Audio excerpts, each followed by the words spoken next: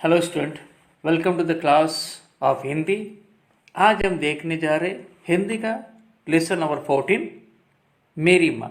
लेकिन उससे पहले मैं आपको कुछ शेर सुनाना चाहता हूँ। बात तो जब है कि इस बात की जिद ठाने, बात तो जब है कि इस बात की जिद ठाने, देश के वास्ते कुर्बान करनी है हमें जाने।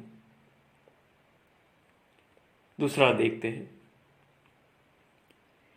देश की खातिर मेरी दुनिया में ताबीर हो, देश की खातिर मेरी दुनिया में ताबीर हो, हाथ में हो हथकड़ी, पैरों में पड़ी जंजीर हो।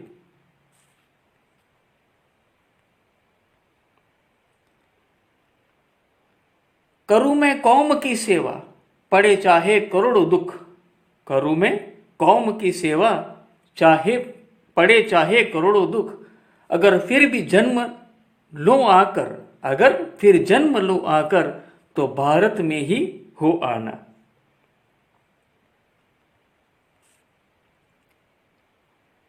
न चाहूं मान दुनिया में, न चाहूं स्वर्ग को जाना, मुझे वर दे यही माता, रहूं भारत पे दीवाना।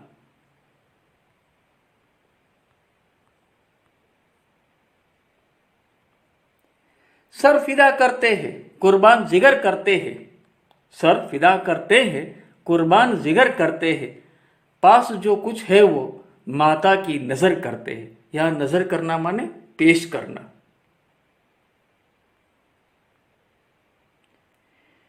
देश हित पैदा हुए हैं, देश पर मर जाएंगे, देश हित पैदा हुए हैं, देश पर मर जाएंगे, मरते मरते देश को जिंदा मगर कर जाएंगे।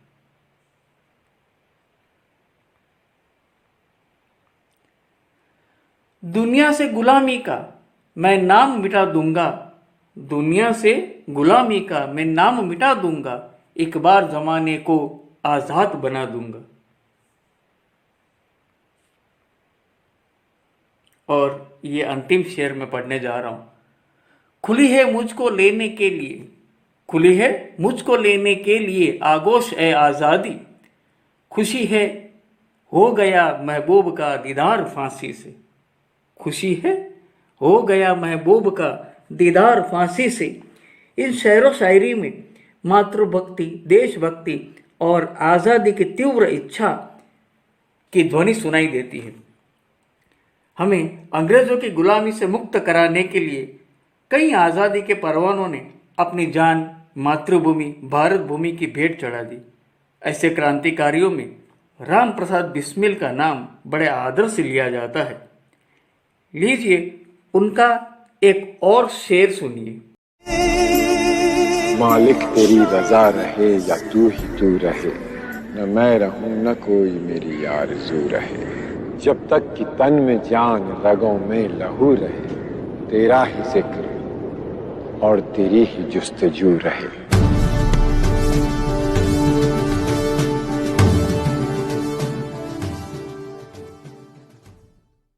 राम प्रसाद बिस्मिल अमर शहीदों में अपना नाम लिख गए और अपने नाम को अमर कर गए। लेकिन उन्हें इस तरह का जज्बा देने वाला कौन था? हम सब जानते हैं कि एक माँ 100 शिक्षकों के बराबर होती है, और उन्होंने भी अपनी जो भी धार्मिक, आत्मिक या तो सामाजिक उन्नति हुई, जो सामान्य मनुष्य से ऊपर उठकर वह एक देशभक्त बन सके और देश के खातिर अपनी जान तक कुर्बान कर सके, वो जज्बा उन्हें उनकी माँ से मिला था। ऐसा उन्होंने खुद अपनी आत्मकथा में लिखा है। हम यहीं पर उसी आत्मकथा का एक अंश देखने जा रहे जिसका नाम रखा है मेरी माँ। तो मैं यहाँ पर पहले राइटर यानी कि लेखक राम प्रसाद बिस्मिल का थोड़ा सा परिचय और पाठ का सारांश पढ़ूंगा, और उसके बाद हम लेसन देखेंगे। ओके, सो पहले लेसन नंबर 14 मेरी माँ। लेखक है राम प्रसाद बिस्मिल। आपका जन्म सन 1887 ईस्वी सन और निधन 1927 ईस्वी सन में हुआ था। देख सकते हैं उम्र कितनी थी। अब उनका परिचय। राम प्रसाद का जन्म शाहजहांपुर उत्तर प्रदेश में एक साधारण परिवार में हुआ था। उनके जन्म के कुछ वर्ष पहले ही उनके पितामह रोजी रोटी की तलाश में ग्वालियर के अपने गांव से आकर यहाँ बसे थे।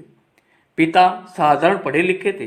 कचहरी में सरकारी स्टाम्प पेपर बेचकर परिवार का पालन किया तथा बच्चों को शिक्षा दिलाई।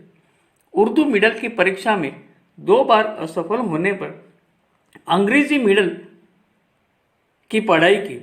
स्वाध्याय से बांग्ला सीखी। बांग्ला माने भाषा, स्वाध्याय माने अपनी तरह से प्रयत्न करके उन्होंने बांग्ला भाषा सीखी। आरंभ में आर्य समाज की प्रवृत्तियों से जुड़े, बाद में क्रांतिकारी संगठन में सक्रिय हुए। काकोरी रेल डकैती कांड का मुख्य अभियुक्त मानकर इन्हें फांसी की सजा हुई और वे शहीद हो गए। आरंभ में राम तथा अज्ञात नाम से पत्र पत्रिका में लिखते रहे। बांग्ला से हिंदी में अनुवाद भी किए। आत्मकथा फांसी के 2 दिन पहले जेल में पूरी करके उन्होंने किसी तरह बाहर भिजवाई, जिसके कुछ अंश श्री गणेश शंकर विद्यार्थी के संपादन में कांकोरी के शहीद नाम से छपे। माँ केवल जन्म ही नहीं देती, व्यक्तित्व का निर्माण भी करती है। अपनी आत्मकथा के इन अंशों में प्रसिद्ध क्रांतिकारी राम प्रसाद बिस्मिल अपने जीवन निर्माण में अपनी माँ के अवर्णीय योगदान के प्रति नतमस्तक होते हैं और जन्म जन्मांतर में उनके ऋण से उऋण होने की कोई संभावना उन्हें दिखाई देती नहीं है। तो ये था पाठ का सारांश। अब हम पाठ पढ़ते हैं। लखनऊ कांग्रेस में जाने के लिए मेरी बड़ी इच्छा थी। दादाजी और दादी जी और पिताजी तो विरोध करते रहे, किंतु माताजी ने मुझे खर्च के रुपए दे ही दिए।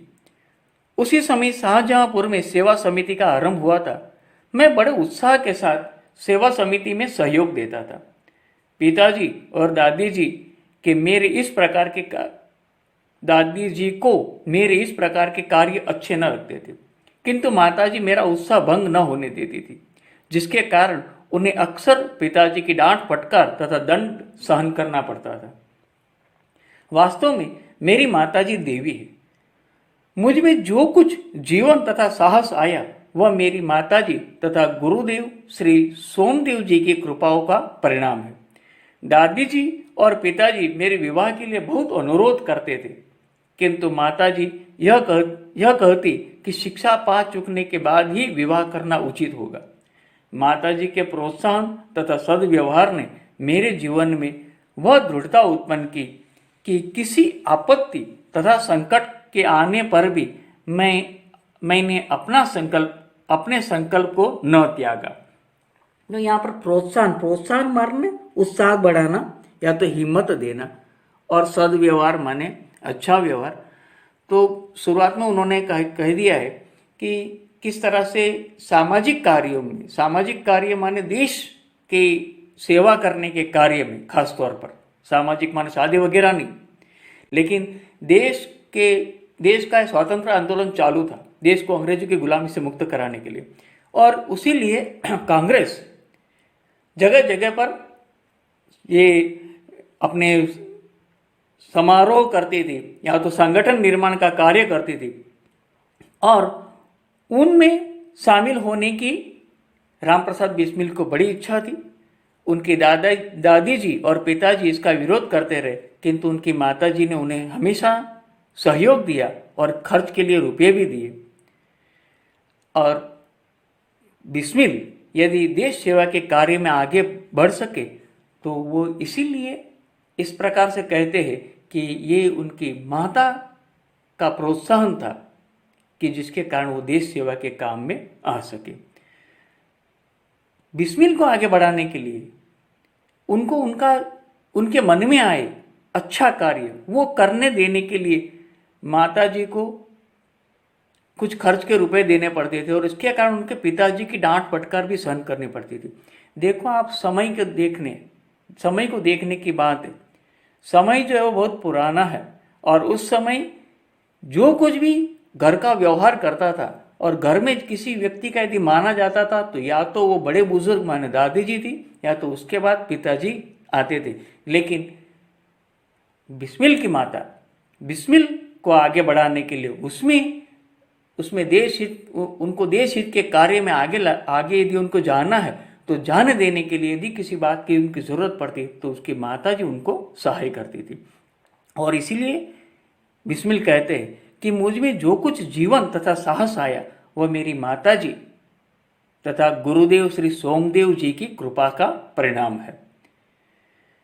और इसी के कारण माता जी की दृढ़ता से ही उनके जीवन में दृढ़ता आई कि किसी भी आपत्ति या तो संकट का समय आने पर भी उन्होंने अपने संकल्प को कभी न त्यागा।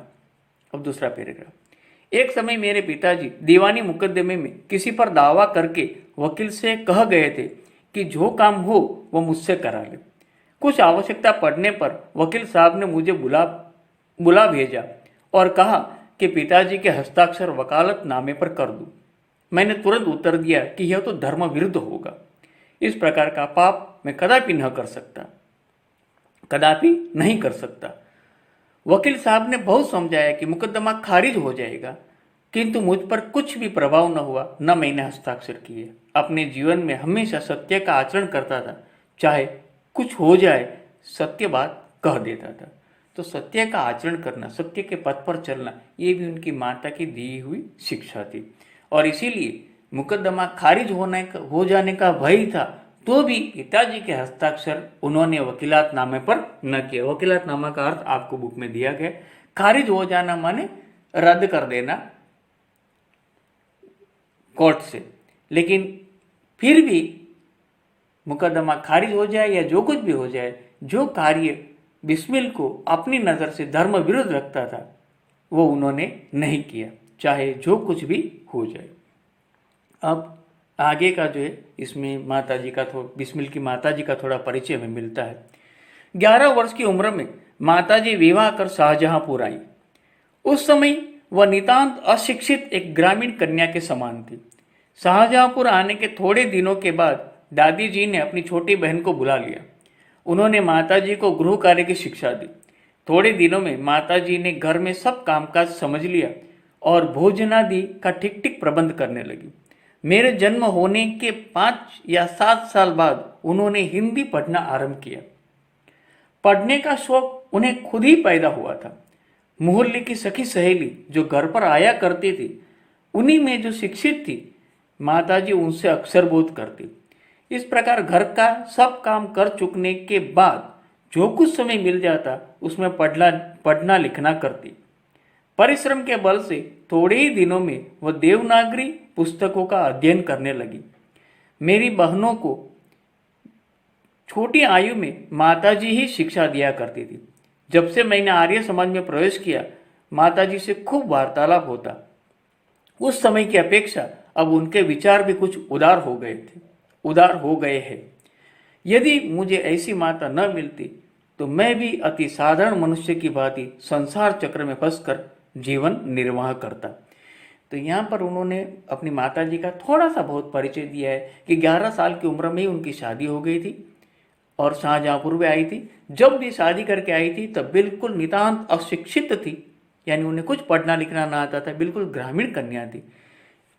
उसके बाद उनको घर का सारा कामकाज सिखाने के लिए दादी जी उनकी छोटी बहन यानी दादी जी की छोटी बहन को बुला लेती है।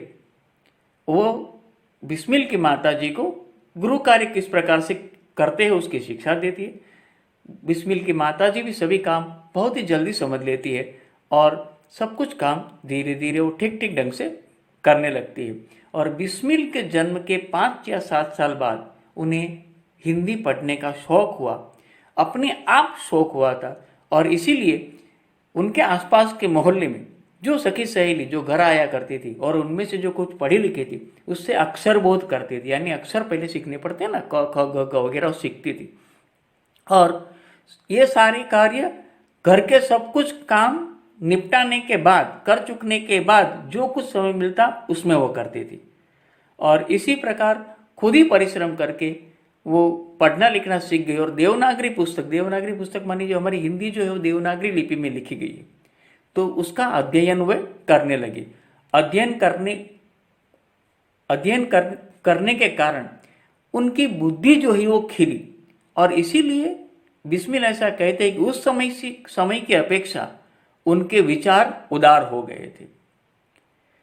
उनकी बहनों को शिक्षा उनकी माताजी दिया करती थी। और आर्य समाज में जब बिस्मिल ने प्रवेश किया तो आर्य समाज के प्रवेश के बाद वहाँ पर जो कुछ ही चर्चा होती थी उसकी चर्चा वो अपनी माताजी के साथ घर पर किया करते थे। अब मैं आगे बढ़ता हूँ। शिक्षा दी के अतिरिक्त क्रांतिकारी जीवन में भी उन्होंने मेरे वैसी ही सहायता की है जैसे मेजिनी को उनकी माता ने की थी। माताजी का सबसे बड़ा आदेश मेरे लिए यही था कि किसी की प्राण हानि न हो। उनका कहना था कि अपने शत्रु को भी कभी प्राण दंड न देना। उनके इस आदेश की पूर्ति करने के लिए मुझे मजबूरन 2-1 बार अपनी प्रतिज्ञा भंग करनी पड़ी थी।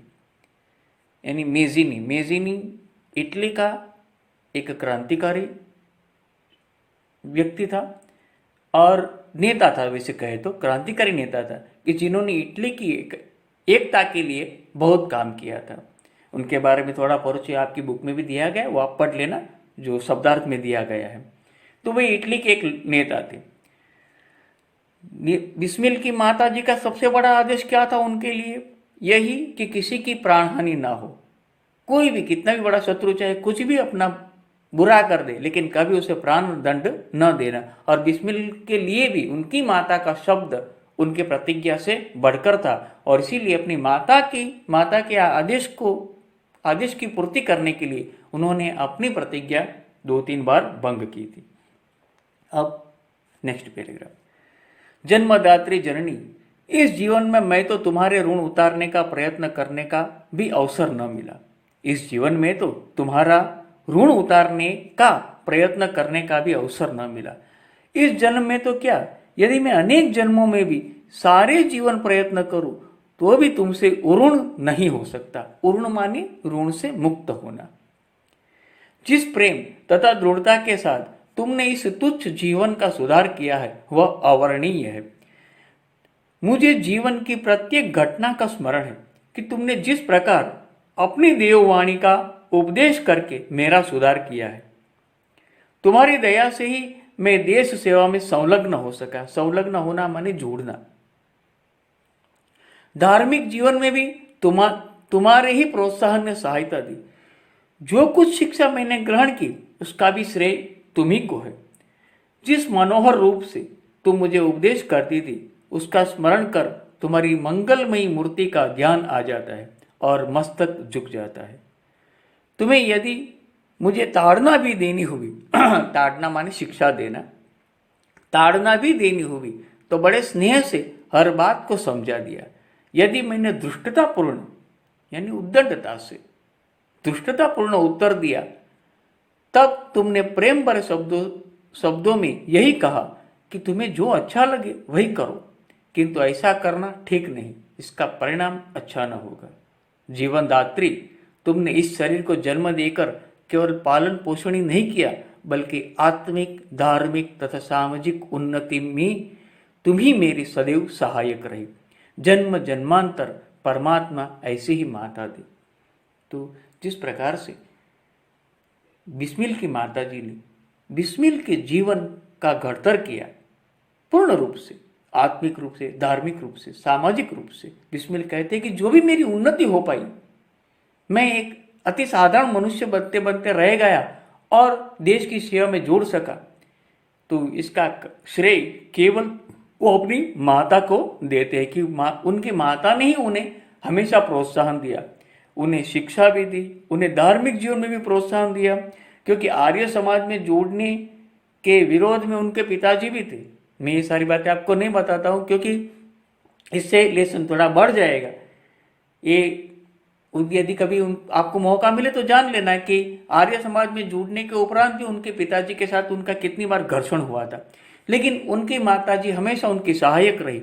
और कभी उन्हें मानो ताड़ना देने का, शिक्षा देने का भी समय आया, तभी उन्होंने प्यार से समझाया कि देखो बेटा, तुम्हें यदि ये अच्छा लगता है तो ये अच्छा करो, हमें कोई प्रश्न नहीं है, वह करो, किंतु ऐसा करना ठीक नहीं होगा, इसका परिणाम अच्छा न होगा।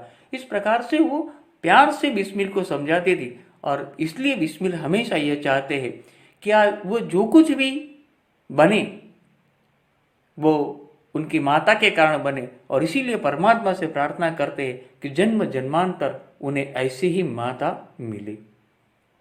अब अंतिम पैराग्राफ, महान से महान संकट में भी तुमने मुझे अधीर नहीं होने दिया। यहाँ पर अधीर होना माने व्याकुल होना या तो धैर्य खोना। तो महान से महान संकट में भी तुमने मुझे अधीर नहीं होने दिया, सदैव अपनी प्रेम भरी वाणी को सुनाते हुए मुझे सांत्वना देती रही। सांत्वना देना माने तसल्ली देना, ढाढ़स बंधाना, निराश न होने देना। तुम्हारी दया की छाया में मैंने अपने जीवन भर में कोई कष्ट अनुभव न किया। इस संसार में मेरी किसी भी भोग विलास तथा ऐश्वर्य की इच्छा नहीं है। देखो कितने महान थे कि संसार से उन्हें किसी प्रकार के भोग विलास या तो ऐश्वर्य की इच्छा उन्हें नहीं थी। केवल एक इच्छा है, वह यह है कि एक बार श्रद्धापूर्वक तुम्हारे चरणों की सेवा करके अपने जीवन को सफल बना लेता। बिस्मिल कहते हैं कि उनके जीवन की एकमात्र इच्छा यही थी कि वो अपने माताजी के चरणों की सेवा करके अपने जीवन को सफल बना ले, किंतु यह इच्छा पूर्ण नहीं होती दिखाई देती और तुम्हें मेरी मृत्यु की दुख भरी खबर सुनाई जाएगी। माँ, मुझे विश्वास है कि तुम यह समझकर धैर्य धारण करोगी कि तुम्हारा पुत्र माताओं की माता भारत माता की सेवा में अपने जीवन को बलि देवी की भेंट कर गया और उसने तुम्हारी कोख कलंकित न की, अपनी प्रतिज्ञा पर दृढ़ रहा। तो इस प्रकार वो अपनी माता को, मैंने पहले ही पढ़ा कि अपनी फांसी के 2 दिन पहले किसी भी तरह से उन्होंने अपनी ये जो आत्मकथा है उसे किस तरह से जेल से बाहर भेजा था, और इसीलिए वह ऐसा कहते हैं कि अब ये सुख जो मैं प्राप्त करना चाहता था, एक इच्छा पूर्ण करना चाहता था कि मैं तुम्हारे चरणों की सेवा कर सकूं, लेकिन वह नहीं बन पाएगा क्योंकि अब उनका मृत्यु का समय नज़दीक आ गया था। लेकिन अपने मृत्यु से वो जरा भी डरते नहीं हैं, क्योंकि उन्हें गर्व है कि वो भारत माता की सेवा करते करते अपने जीवन को बलि देवी की भेंट चढ़ा गए और अपनी माँ की कुख को उन्होंने कलंकित न किया, बल्कि माँ का गौरव और बढ़ाया और अपनी प्रतिज्ञा पर दृढ़ रहा। जब स्वाधीन भारत का इतिहास लिखा जाएगा तो उसके किसी पृष्ठ पर उज्जवल अक्षरों में तुम्हारा भी नाम लिखा जाएगा। गुरु गोविंद सिंह जी की धर्मपत्नी ने जब अपने पुत्रों की मृत्यु की खबर सुनी तो बहुत प्रसन्न हुई थी और गुरु के नाम पर धर्म रक्षार्थ अपने पुत्रों के बलिदान पर मिठाई बांटी थी। आपने पढ़ा होगा, जाना भी होगा कि गुरु गोविंद सिंह के पुत्रों को किस तरह से मारा गया था, और ये जब खबर कि उसके पुत्र मारे गए हैं, जब उसकी माता को यानी कि गुरु गोविंद सिंह जी की धर्मपत्नी को मिलती है, तब वो प्रसन्न हुई थी। माता प्रसन्न होती है अपने पुत्र के बलिदान पर, कभी नहीं होगी अपने पुत्र की मौत पर, लेकिन ये मौत नहीं थी साधारण, ये तो धर्म के रक्षार्थ किया गया बलिदान था। उनके पुत्र मरे नहीं थे, अमर हो गए थे, और इसीलिए उन्होंने मिठाई बांटी थी। जन्मदात्री वर दो कि अंतिम समय भी मेरा हृदय किसी प्रकार से विचलित ना हो। विचलित तो होना मतलब किसी प्रकार से अस्थिर होना या तो डिगमिगा जाना। जन्मदात्री वर दो कि अंतिम समय भी मेरा हृदय किसी प्रकार से विचलित ना हो और तुम्हारे चरण कमलों को प्रणाम करके मैं परमात्मा का स्मरण करता हुआ शरीर त्याग करूं। अभी वो जो शेर मैंने आपको सुनाया था वो याद आएगा कि मालिक तेरी रजा रहे, एक तू ही तू रहे, ना मैं रहूं ना मेरी आरज़ुएं रहे। बिस्मिल को कुछ नहीं चाहता था, कुछ नहीं वह चाहते इस समाज से, बस जिस प्रकार से वो इस दुनिया में आए थे और कुछ देश का भला करके वो गए हैं, उन्हें इस दुनिया से कोई भोग विलास की, कोई ऐश्वर्य की अपेक्षा न थी। केवल वो अपनी माँ की सेवा करना चाहते थे, क्योंकि अपनी माँ के प्रति उन्हें तीव्र भक्ति भाव था, क्योंकि उनकी माता थी कि जिन्होंने उनके जीवन का घड़तर किया है। मित्रों, याद रखना, माँ का स्थान किसी देव से कभी भी कम नहीं है। यदि जीवंत देव यदि कोई इस धरती पर है तो माँ है। इसलिए क्योंकि माँ अपने पुत्रों का या तो अपने संतानों का सही ढंग से पालन पोषण करती है। तो इस तरह से ये लेसन मेरी माँ राम प्रसाद बिस्मिल ने अपनी माँ, उनकी माता ने जिस प्रकार से उनके जीवन में सुधार किया उसकी बात यहाँ पर रखी है। यह एक आत्मकथा अंश है। इसके क्वेश्चन आंसर तो मैं आपको पीडीएफ के माध्यम से भेजूंगा। ये जो शब्दार्थ है वो आप लिख लेना। और आप जानते हैं कि इसमें जो विरोधार्थी, समानार्थी और पर्यायवाची ऐसे शब्द है बराबर, चलो वो भी मैं आपको भेज दूंगा बराबर, ताकि आपको ज़्यादा कोई गड़बड़ ना रहे।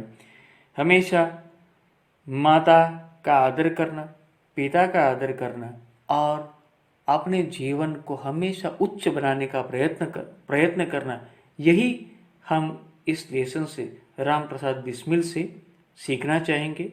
यहाँ पर मैं अपना ये वक्तव्य है पाठ समझाना समाप्त करता हूँ। Thank you very much.